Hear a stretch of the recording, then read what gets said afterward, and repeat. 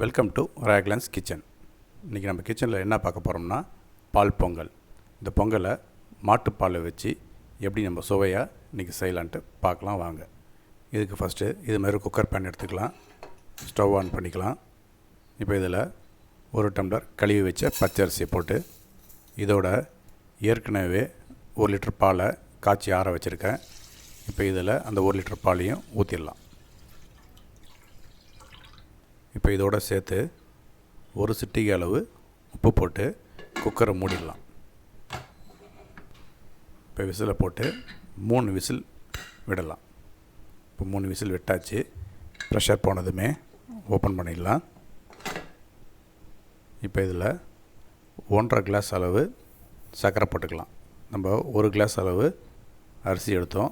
இப்போ அதுக்கு 1.5 கிளாஸ் அளவு சர்க்கரை போட்டு இது எல்லாத்தையும் ஒன்றா சேர்த்து நல்லா மிக்ஸ் பண்ணலாம். இப்போ பார்த்தீங்கன்னா சர்க்கரை நல்லா கரைஞ்சி நல்லா மிக்ஸ் ஆகி வந்துடுச்சு. இப்போ இதில் சுக்கு, பட்டை, கடுக்காய் பவுட்ரு 1/4 டீஸ்பூன் போட்டு இதோட 1/4 டீஸ்பூன் ஏலக்காய் பவுடரையும் போட்டு நல்லா எல்லாத்தையும் ஒன்றா சேர்த்து நல்லா மிக்ஸ் பண்ணிக்கலாம். இப்போ இது ஒரு சைடில் நல்லா மிக்ஸ் பண்ணி அப்படியே இருக்கட்டும். நம்ம இன்னொரு கடாயை எடுத்து அது இன்னொரு ஸ்டவ்வில் வச்சு அதில் 1 கரண்டி நெய் விட்டு நெய் உருகியதுமே சின்னதாக கட் பண்ண கொப்பரை தேங்காய் கொஞ்சமும் உலர்ந்த திராட்சை கொஞ்சமும் போட்டு லேசாக பொன்னிறமாக ஃப்ரை பண்ணிக்கலாம். இப்போ பார்த்தீங்கன்னா நல்லா பொன்னிறமாக ஃப்ரை ஆகிடுச்சு.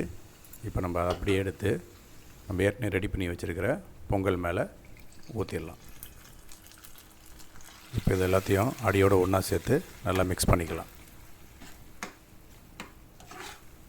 எல்லாத்தையும் நல்லா மிக்ஸ் பண்ணியாச்சு.